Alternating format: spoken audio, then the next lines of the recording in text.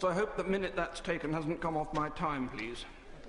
My Lords, I'm going to start. I don't wish you to get too encouraged by that. I'm going to start with my conclusions, but I'm not going to sit down when I've made them, because I'm going then to give you the evidence to support them and hopefully present to you the reasons why I want support for an official inquiry into the mischief I want to unfold to yourselves this afternoon.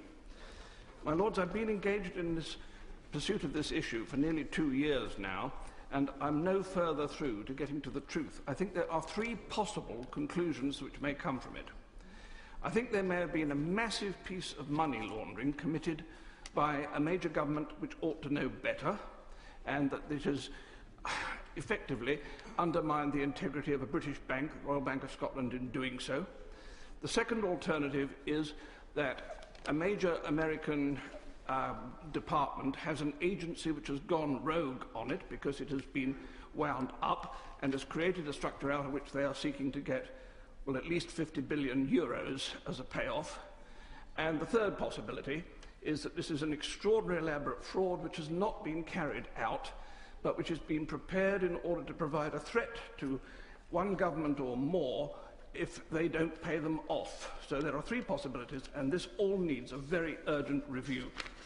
My Lords, it starts in April and May of 2009 with the alleged transfer to the United Kingdom, to the HSBC, of a sum of $50 trillion. And 7 days later, ping, in comes another $50 trillion to the HSBC, and then 3 weeks later, another $50 trillion. Total of $5 trillion in each case, sorry.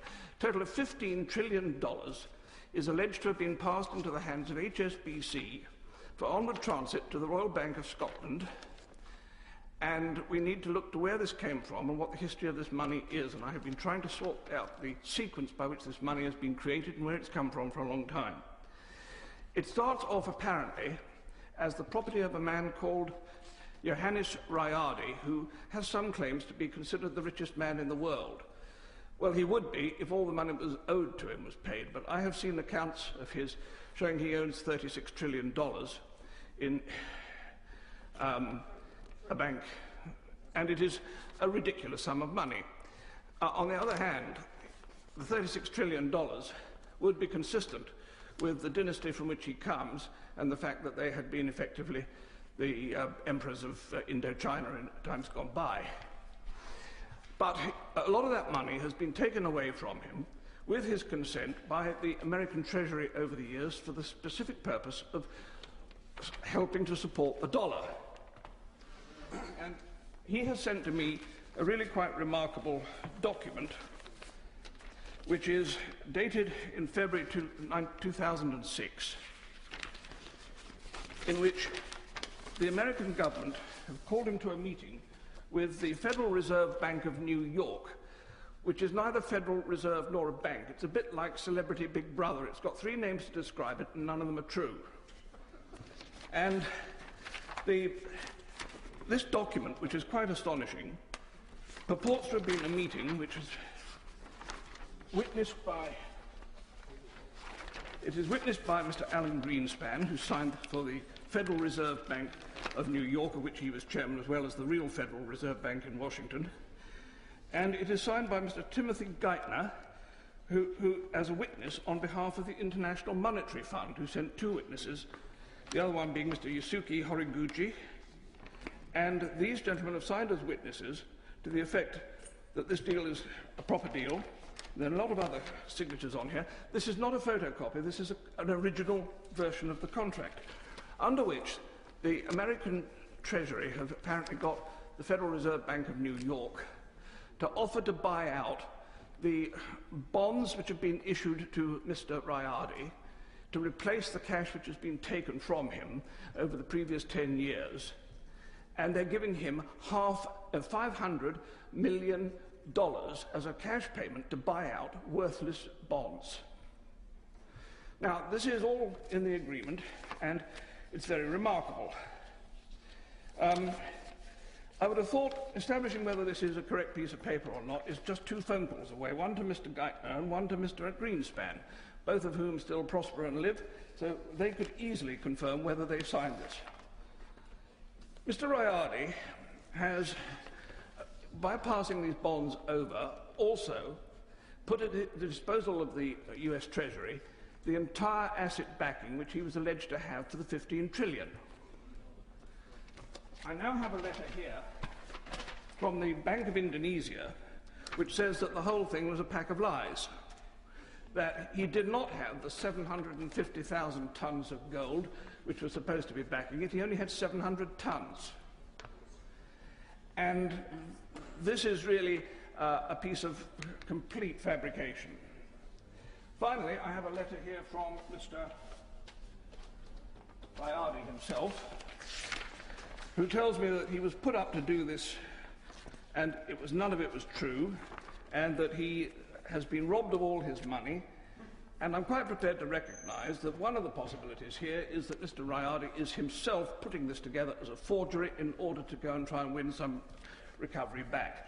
But it gets more complicated than that, because each of the 5 trillion payments that came in has been acknowledged and receipted by the senior executives of HSBC, and again receipted by the executives of the Royal Bank of Scotland. And I have a set of the whole of those receipts for all of this money. Why would any bank want to sign £5 trillion worth, $5 trillion worth, 15 trillion in total, of receipts if the money didn't exist?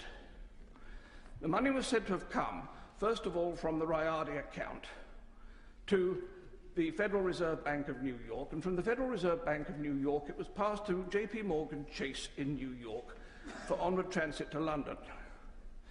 The means of sending it was a SWIFT note, which ought to have been registered with the Bank of England if it was genuine. So when this happened and came about, I first of all took it to my noble friend Lord Strathclyde and said, what do we do with this? He said, give it to Lord Sassoon, he's the Treasury. So we did, and Lord Sassoon looked at it and said immediately, this is rubbish, it's far too much money, it would stick out like a sore thumb and you can't see it in the Royal Bank of Scotland accounts. Quite right. Secondly, he said, the gold backing it is ridiculous. There's only been 1,507 tons of gold mined in the history of the world, so you can't have 750,000 tons. This is true. And the third thing he said obviously was, it's a scam. And I agree with him, it was a scam. The problem is we stopped looking at that point. We should have asked, what is the scam, instead of, at that time, just nodding it off. And we have never really resolved this, because today I have this quite frightening piece of paper, which is my justification for bringing it into this meeting today, which is available on the internet, and I'm astonished that it hasn't already been unearthed by the Treasury, and every alarm bell in the land should be ringing if it has, because this is the General Audit Office of the Federal Reserve, the real Federal Reserve in Washington, and its audit review in end of July 2010 on the Federal Reserve Bank of New York. It has on it some 20 banks listed, to which $16.115 trillion are outstanding in loans. My lords, that is the sore thumb that was being looked for by Lord Sassoon. But more particularly, there are two other very interesting things with this. The first is that Barclays Bank have got 868 billion of loan. The Royal Bank of Scotland has got 541 billion, in which case one has to ask, as they could have earned in 3 weeks enough to pay off their entire indebtedness to the taxpayers in Britain, why they have not done so, and could we please ask them to put a cheque in the post tonight for the whole 46 billion. And the third thing that's wrong with it is that every bank on this list, without exception, is an MTN-registered bank, which means that they are registered to use medium-term notes to move funds between themselves with an agreed profit-share formula, in which case these banks are investing this money, and, most extraordinary, not a penny of interest does the Federal Bank of New York want paid on this vast amount of 16 trillion. Anyone amongst yourselves who knows what the IMF rules are will immediately smell a rat, because the IMF has very strict rules for validating dodgy money. There are two ways of doing it. You either pass it through a major central bank like the Bank of England, who had apparently refused to touch this, or alternatively, you put it through to a bank which is an MTN trading bank, and which is then able to use the funds on the overnight European MTN trading market, where they can earn between 1 and 2.5% profit per night, and the compound interest on that is huge. So there is a vast profit being made with this money somewhere if it is in fact genuine. So, my Lords, I believe that this is such an important issue now that I've put everything I've got on the subject into a 104 megabyte memory thumb, and I want the government to put this to some suitable investigative bureau and take everything I've got on the subject and find out what the truth is of what is going on here, because there is something very seriously wrong. Either we have a huge amount of tax uncollected on profits made, or we have a vast amount of money festering away in the European banking system, which is not real money, in which case we need to take it back. My Lords, I ask for an investigation, and please support my plea.